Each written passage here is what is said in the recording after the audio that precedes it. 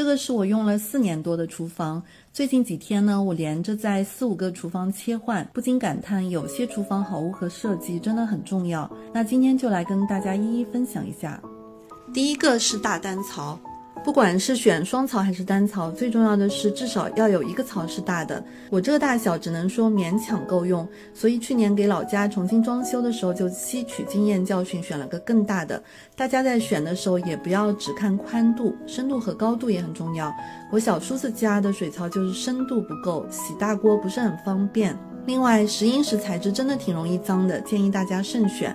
水龙头现在一般都选抽拉的，这样清洁水槽四周更方便，建议选这种短短的头，用起来更灵活。第二个是垃圾处理器，这个可能不用体会不到，但是一旦用上就再也离不开了。平时削皮摘菜的时候就可以在水槽这里进行，摘好菜削好皮可以直接打下去，就不用把果皮捞起来再扔到垃圾桶，搞得周围湿哒哒的。吃好饭大部分厨余垃圾，甚至像虾壳、蟹壳、鸡骨头，其实都是可以倒下去打碎的。也可以先往垃圾桶倒掉大的，再把盘子用水一冲，剩下的用垃圾处理器打掉，就不用再去清理水槽过滤网里脏兮兮的食物残渣，夏天也不用担心下水道异味。打碎后也是很细腻的，我用了4年多，从来没有堵塞的情况发生。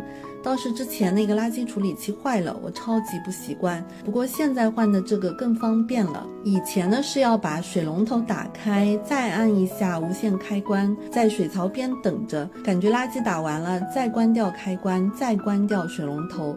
现在这个是直接跟上水连接了，只要按1次无线开关就自动进水，当机器感应到内部没有残留了，就会自动关机，非常方便。第三个是净水器，这个相信大家在装修的时候也都会选择安装，主要是想提醒大家最好是装 RO 反渗透的净水器，因为这样出来的才是纯净水。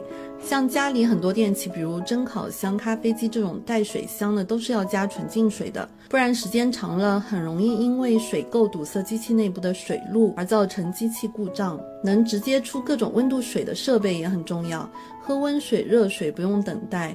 我这个厨房是装的这个净水器加管线机的配置，但因为现在有可以直接出开水的净水器了，所以后来我老家厨房就直接装的那种，这样就可以节约掉管线机的空间。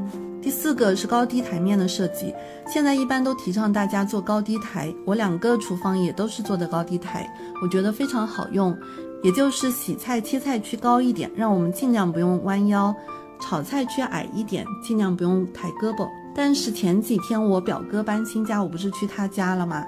做饭的时候我表嫂反复说这个切菜的台面太高了，切菜还要垫着脚，好累啊。一问才知道，我表哥看网上视频说水槽和切菜区要做到90公分，他就做了90，可是我表嫂才1.6米左右。所以说虽然水槽是要比炒菜区高一点，但不是盲目的做到90公分的，一定要根据主要使用人的身高去计算。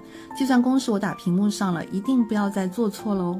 然后合理的动线设计也很重要，洗、切、炒、出菜，切菜配菜和出菜区都要尽量大一点，但这个常常无法太理想化，我这个就不是很理想，大家可以尽量往理想的方向去设计。第5个就是洗碗机啦，这个相信大部分用过的人都觉得很实用，有条件是一定要装的。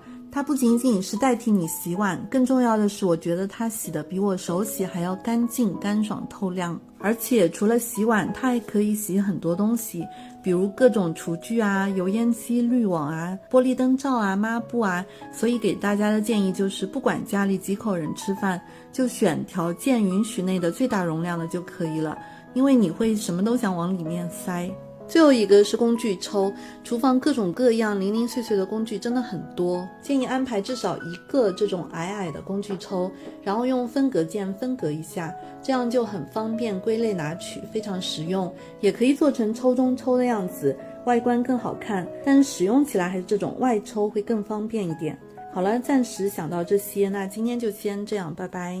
过年吃太多重口味的了，体重也长了不少，接下来要恢复正常生活节奏，控制一下，准备多吃蒸菜。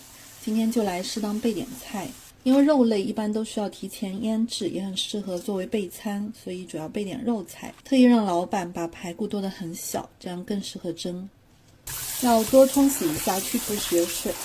先来准备腌排骨的配料。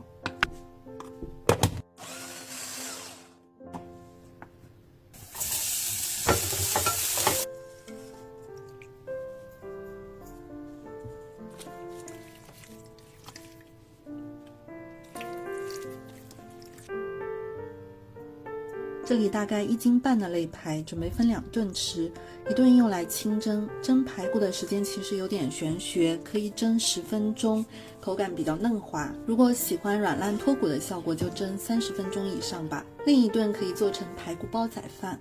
这个真空保鲜盒我用了快1年，还是经常被问，对我来说真的挺好用的，抽真空后保鲜效果好很多。像这种经过腌制的肉类，不用冷冻，直接放冷藏3-5天完全没问题。无线真空泵也不占地方，比那种大的真空机方便太多了。这个肋排的边角料就不适合清蒸，直接焯水煲汤用。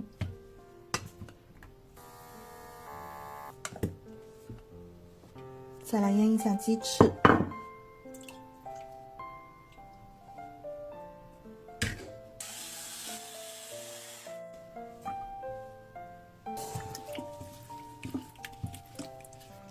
这个吃的时候就在下面垫一些菌菇，蒸个20分钟就可以了。蒸出来的鸡翅超级嫩滑，也是我很喜欢的一道蒸菜。如果懒得换盘子，也可以直接进蒸箱蒸。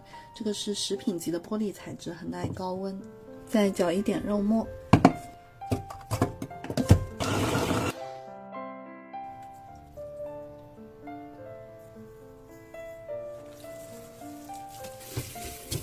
一部分做成莲藕肉饼，另一部分做成油豆腐酿肉。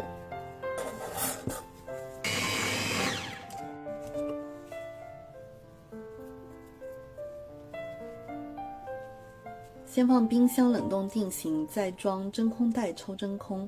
真空袋建议大家最好选这种可以重复清洗使用、重复开合的，更方便也更环保。莲藕肉饼要吃的时候稍微解冻，加水没过肉饼，蒸出来的超级鲜美。油豆腐酿肉蒸过后可以直接这样吃，也可以再勾个芡，也是很好吃的一道蒸菜。再来做个蒜蓉酱，到时候如果要做蒜蓉海鲜或者蒜蓉娃娃菜之类的，就不用开火炒蒜蓉酱了。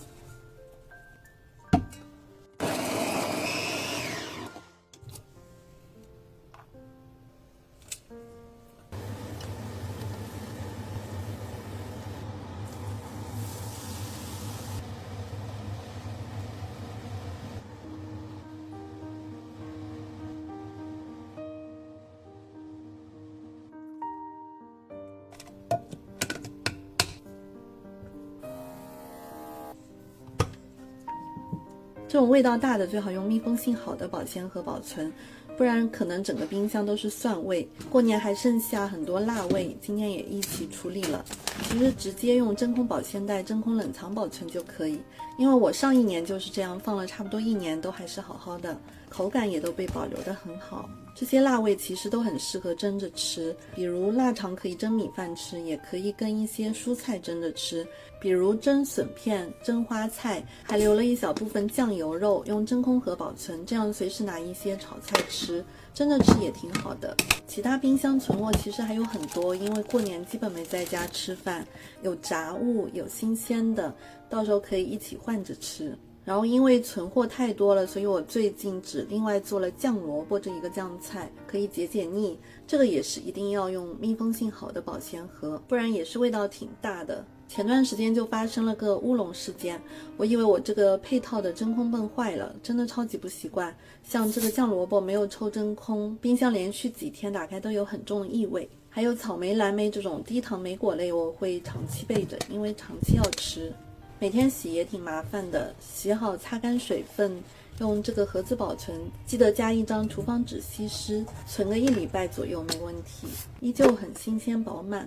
还有酱牛肉、红烧排骨剩下的汤汁可以煮面吃，蔬菜海鲜就尽量买新鲜的，这样1礼拜不重样基本没什么问题。好了，那今天就先这样，拜拜。